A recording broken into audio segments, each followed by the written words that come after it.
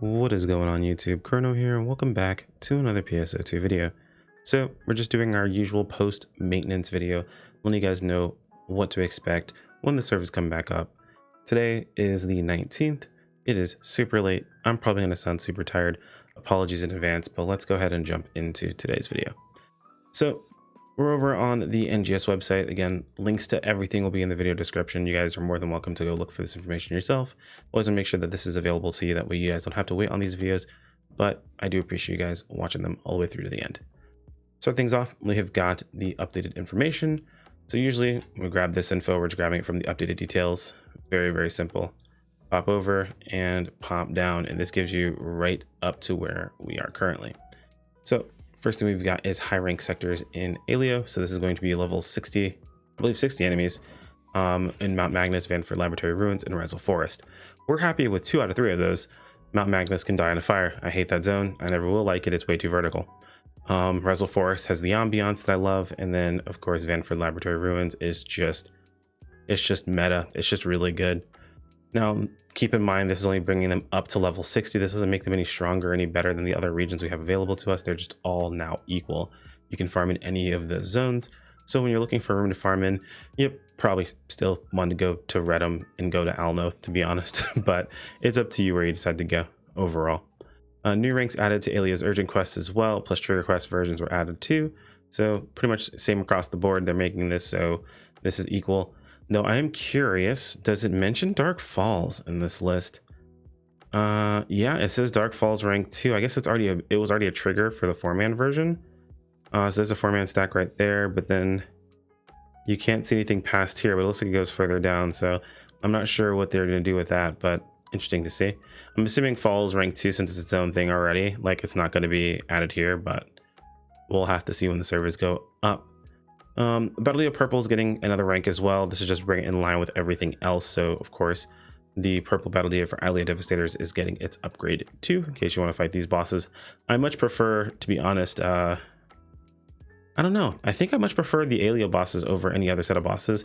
Redham is kind of meh because it has like some bosses I'm not a huge fan of, Kelkundo, as well as that T-Rex thing. I forget what it's called. But Kavaris, of course, has its share of annoying bosses as well. So I think Alio is probably the best of all 3 of them if I had to pick one of them. And I think I only really hate Next on that list. Yeah, I think only Next is annoying on that list. Anyway, moving on, we have the next scratch ticket. We've got Monster Masquerade. Honestly, not super excited. I mean, it's got a ghost pirate theme, which is kind of cool, but I can't see myself mixing this with any other outfits, and that's kind of what I look at. Everything when I look at fashion is its mixed potential with other outfits. Of course, you can match it with itself, but mixed potential with other outfits is always fun to see. I mean, this is kind of cool, this little this ghost looking outfit, so that is interesting. We'll have to see what we can do with that. I'm sure you can color change it. That orange does look pretty glowy, and I am a fan of it. Looks like there's a type 1 and type 2 version. Again, this is like the whole zombie looking character or whatever. This is another situation where type 2 just gets a better outfit than type 1 in my opinion, but again, to each is their own. Bartending emote's pretty dope. And then of course we have the witch chair idol, as well as witch chair glide. So I'm sure some people will be going after these. Basically, this whole witch stuff is going to be pretty much the staple. It's going to be the new idol motions for this scratch. So we'll have to wait and see how that looks with some of the fashion you put together. And that actually does it. For a second, I thought we were getting the tower as well. But it looks like that's not in this update. It's its own separate update, which is kind of annoying, but at the same time, I'm kind of happy because I've got updates in Tower of Fantasy as well. So nothing too crazy going on there. It's not a huge content update. It's just going to be, of course, the next region of primarily combat zones. So just going to be, title farming if you're playing a ton of PSO2. And that's just in time for premium PSO2 day. So premium PSO2 day, of course, starts the day before. It always starts the 21st. And it goes from the 21st all the way to the 23rd. Remember how that works out. Basically, it starts the 21st in the evening. It goes all the way through the 22nd and then ends the 23rd in the morning, meaning that you get all of your time on premium PSO2 day. Now, that does require that you are a premium member, meaning you do have to have, you have paid for premium status to be able to take a part in this PSO2 day.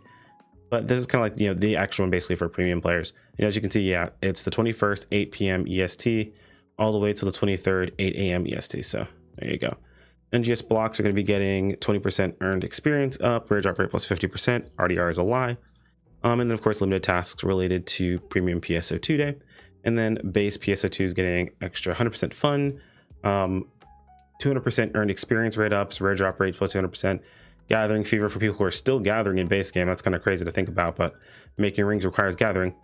And then of course you also have things like increasing augmentation success rate, enhancement success rates, as well as item enhancement success rates for upgrading things like the units and skills. So, or I'm sorry, skill rings. So super cool to see this available still. I'm glad they're not, foregoing this. It's not like it's that difficult to keep, base PSO2 stuff going. It's not the best thing they could be doing for base PSO2, but that is a topic for another video. Let's see. Yeah, just the gifts themselves. This is pretty standard. And they talk about arcs, rappies, again, pretty standard for PSO2 day. Last on our list for today's video is we're going to talk about the headline.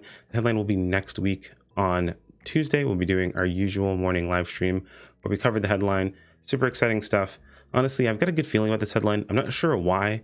There isn't really any information that, kind of jumps out at me, but that's kind of the thing is they're being very vague about this headline. They talk about, STIA and more they'll be doing with the 10th anniversary project, which I didn't even realize there was more to be done with the 10th anniversary project, but here we are. So we'll have to see what they have in store for us. And that's pretty much it, guys. If you have any other questions, feel free to toss it in the comments below. Hopefully we covered everything. If you guys see anything you're excited for, let me know. Actually, we'll be happy to see, hopefully a good chunk of you guys will be doing a, a fashion contest for Halloween this coming Saturday. So hope to see you guys show up there with some pretty cool outfits. Anyway, guys, that's all I've got for you today. Like if you enjoyed the video, subscribe if you want to keep up with more, and I'll see you guys next time. Take care. Peace out.